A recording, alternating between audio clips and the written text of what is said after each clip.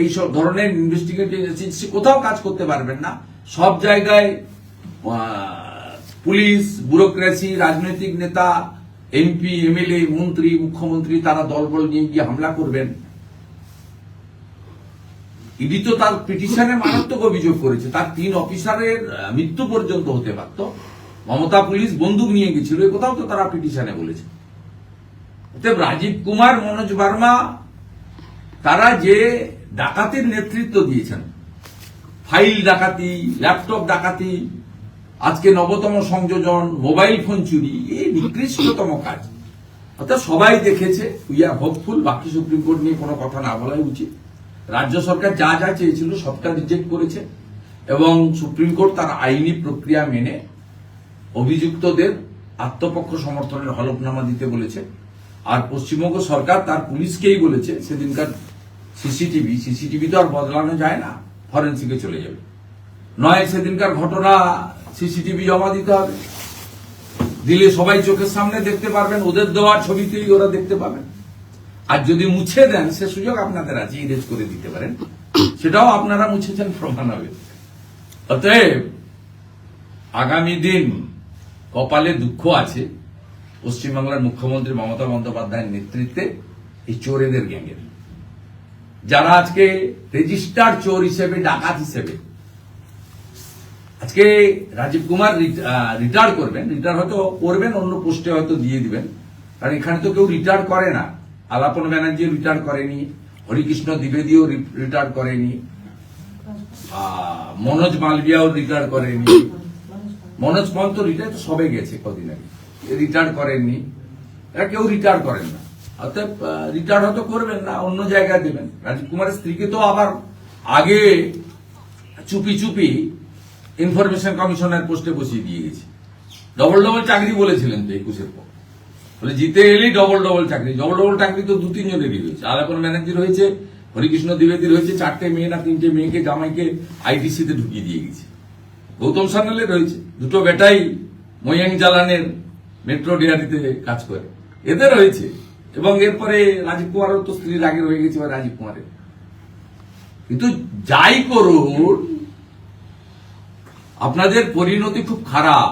এই gang of ডাকাত, এই গ্যাং অফ চোর, গোটা রাজ্য জুড়ে আওয়াজ তুলুন, জেনে গেছে জনতা, মোবাইল চোর মমতা।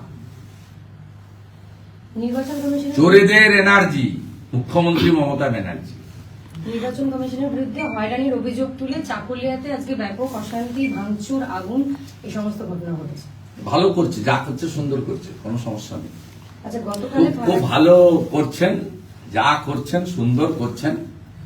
এতে ইলেকশন কমিশন, আমার ধারণা সাংবিধানিক বডি, বাবা সাহেব আম্বেদকর আর্টিকেল 324-এ এনাফ পাওয়ার দিয়ে গেছে, মাথা নিচু করবেন না। যথাসময়ে ভোটার তালিকা বেরোবে এবং যথাসময়ে নির্বাচন হবে এবং এই নির্বাচনে বাংলার মানুষ উত্তর দিয়ে দেবে। আর নির্বাচন যথাসময়ে করানোর দায়িত্ব পশ্চিমবঙ্গ সরকারের এবং ইলেকশন কমিশনের, বিজেপি নয়। কারণ আপনারা সবাই জানেন 5ই মে রাত্রি 12টার মধ্যে যদি নতুন মন্ত্রিসভা, মুখ্যমন্ত্রী শপথ না নেন, রাত্রি 12টা বেজে 1 মিনিটে কেউ চাক আর না চাক রাষ্ট্রপতি শাসন হয়ে যাবে। সেটা করতে গেলে ফেব্রুয়ারির 4র্থ সপ্তাহে নির্বাচন ঘোষণা করতে হবে। আর 4র্থ সপ্তাহে নির্বাচন ঘোষণা করতে গেলে অ্যাটলিস্ট ফেব্রুয়ারির 3য় সপ্তাহের মধ্যে চূড়ান্ত ভোটার তালিকা প্রকাশ করতে হবে।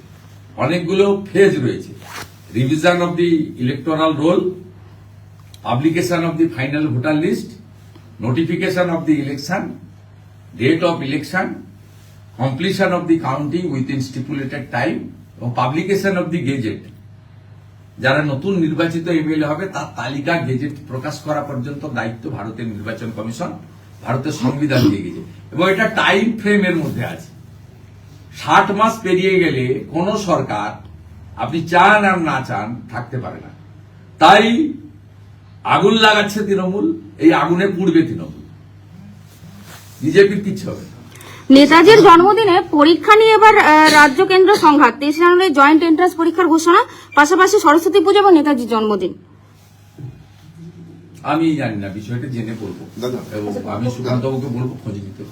নন্দীগ্রামে অভিষেক বন্দ্যোপাধ্যায় দুটি সেবাশ্রয় ক্যাম্প করেছেন আপনার বিধানসভা কেন্দ্রে, আজকে কি বলবেন?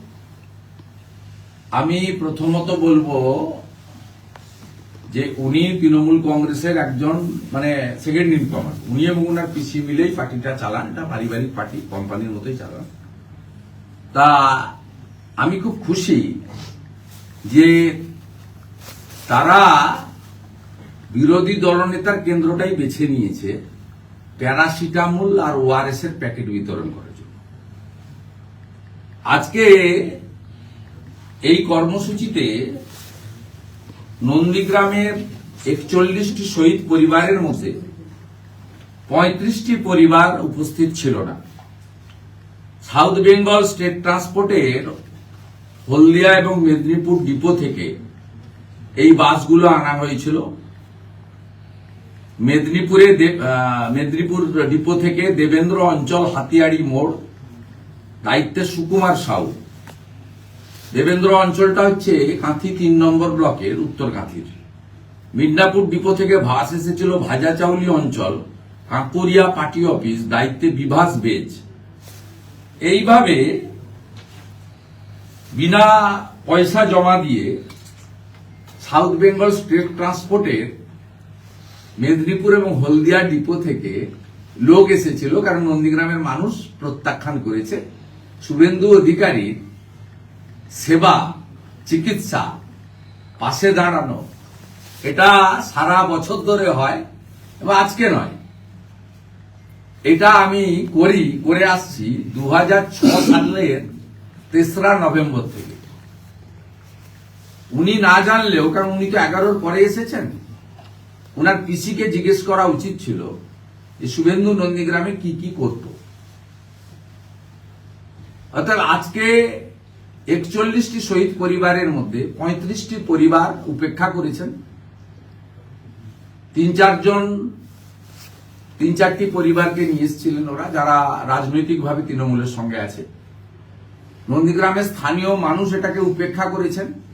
আর নন্দীগ্রামের মানুষের এত অভাব নেই ওই প্যারাসিটামলের বড়ি নেওয়ার জন্য ওই পুলিশের চেকিং, মেটাল ডিটেক্টর, অ্যালসিসিয়ান কুকুর শুঁকবে গা, এসব করে ঢোকার জন্য। নন্দীগ্রামের মানুষ এত সস্তা নন। এই মানুষ 235-এর দম্ভ সিপিএম এর ধ্বংস করেছে। ব্রিটিশের সময় নন্দীগ্রামে অত্যাচারী ব্রিটিশের দারোগাকে খড়ের গাদার ভিতরে ঢুকে পুড়িয়ে দিয়েছিল। এই নন্দীগ্রাম স্বাধীনতা আন্দোলনে বিরাট ভূমিকা নিয়েছে। পরবর্তীকালে বাম আমলে 1982 সালে নন্দীগ্রাম আন্দোলনে একটি কলেজের ছাত্র, সীতানন্দ কলেজের ছাত্র শহীদ পর্যন্ত হয়েছেন। এখানকার বড় বড় মাপের নেতারা রাজ্য স্তরে নেতৃত্ব দিয়েছেন নন্দীগ্রাম থেকে নির্বাচিত হয়ে। অতএব নন্দীগ্রাম না থাকলে ওনার পিসি মুখ্যমন্ত্রী হতেন না, উনি দিল্লি থেকে কলকাতাতে আসার সুযোগও পেতেন না। উনি যে 11-21 জুলাই প্রথম ওনার আবির্ভাব হলেন, আবির্ভাব দিবস 21 জুলাই, সেই বছর প্রথম ব্রিগেড প্যারেড ময়দানে বৃষ্টির মধ্যে ওই ডিম ভাত উৎসব হয়েছিল। আমিও ছিলাম, আমার হাত থেকে মাইকটা কাড়িয়ে ওনার হাতে নিয়ে নিয়েছিলেন মুখপাত্র, যিনি সারাদিন বলেন বাড়িতে বসে, তা তিনি নিয়েছিলেন। যাই হোক, আমি নাম করতে চাই না। অতএব নন্দীগ্রামের মানুষ উপেক্ষা করেছেন। উনি কিছু কথা বলেছেন, আমি সাধারণত ওনার কথার প্রতিক্রিয়া দিই না। উনি বলেছেন যে ডায়মন্ড হারবার মডেল কেমন এটা বিজেপি দেখুক, এবং উনি একবারও আমার নাম উচ্চারণ করেননি। বিজেপিকে এবং বিজেপির এমএলএদেরকে বা বিজেপি নির্বাচিত লোকদেরকে, কেন্দ্রীয় সরকারকে অ্যাটাক করেছেন। আমি ঠিক একইভাবে উনাকে, যেহেতু আমি ওই এলাকার বিধায়ক, রিপ্রেজেন্টেটিভ, কার্যত আমাকে টার্গেট করে লক্ষ্য করেই ওনারা এখানে এটা করেছেন। আমি ওনাকে প্রথম প্রশ্ন করি যে আপনার পিসিমণি 1,08,000 ভোট পাওয়ার পরেও নন্দীগ্রামে আসেননি কেন, উনার প্রতিশ্রুতি পূরণ করেননি কেন? যে নন্দীগ্রামের জন্য, সিঙ্গুর তো ফ্লপ এবং ফেল কেস, সিঙ্গুর আন্দোলনে আমারও সমর্থন ছিল না, মুখ ফুটে না বললেও ভিতর থেকে আমরা কেউ সমর্থন করি। টাটাকে তাড়ানোটা কোনো মমতা ব্যানার্জির সেদিনের সমর্থকরাও কিন্তু মন থেকে মেনে নেয়নি।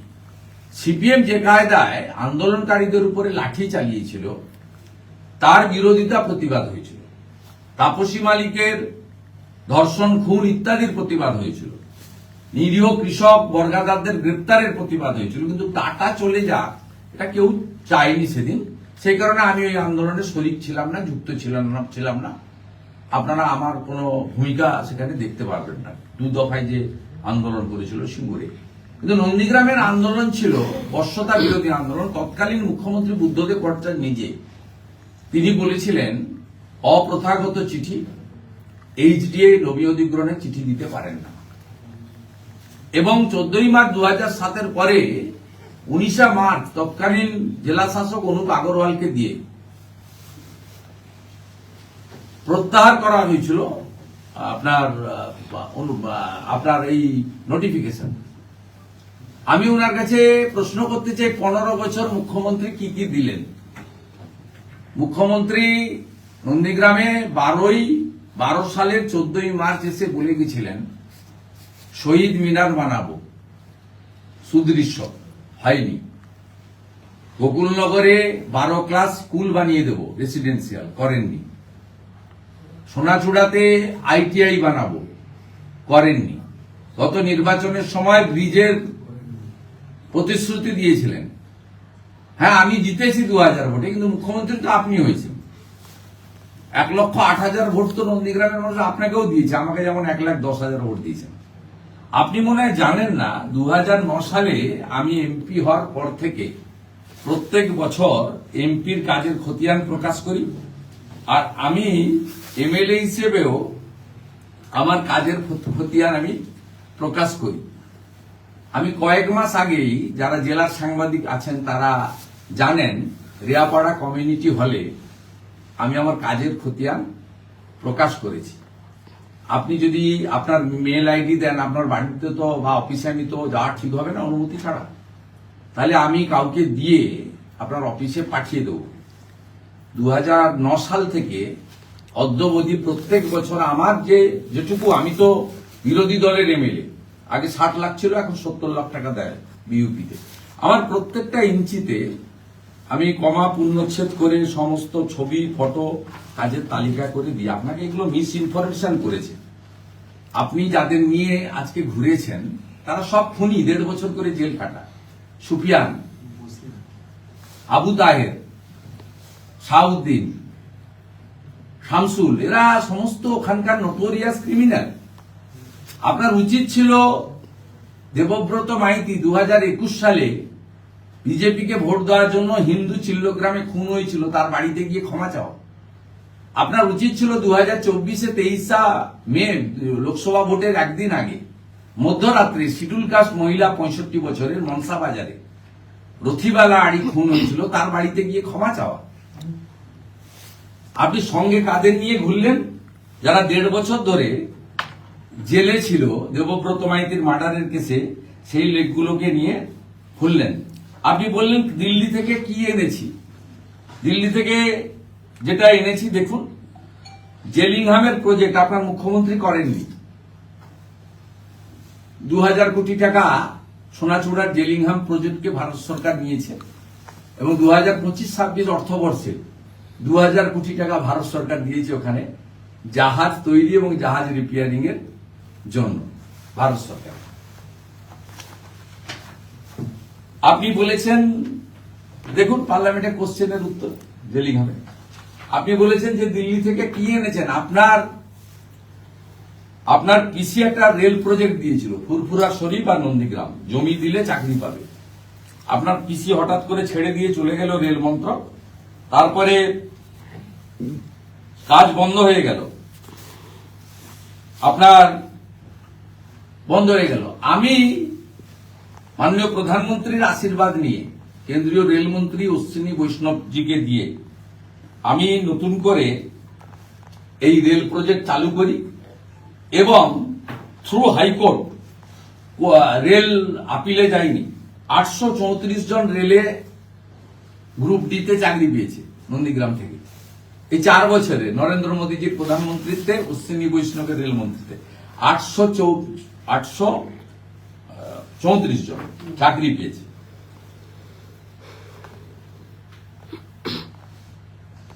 সব থ্রু কোর্ট কেস, কিন্তু যায়নি। নন্দীগ্রাম রেল প্রজেক্টে 315 কোটি টাকা স্যাংশন করেছে ভারত সরকার, 175 কোটি টাকার কাজ কমপ্লিট হয়েছে। আমি মাননীয় সেকেন্ড ইন কমান্ড তৃণমূল কংগ্রেসকে অনুরোধ করব, আর 6 একর জায়গা দরকার রেলটা চালানোর জন্য। আপনারা জমি দিচ্ছেন না, আপনি দয়া করে 6 একরের জমিটা দিয়ে দেন। ভারত সরকারের জাতীয় জলপথ রামেশ্বরমের মতো ফোল্ডিং ব্রিজ করতে চায়, হলদিয়া নন্দীগ্রামের সংযোগকারী। আপনারা অ্যাপ্রোচ রোডের জন্য জমিটা অধিগ্রহণ করে দিন। আপনি জানেন না তাই এসব কথা বলেছেন।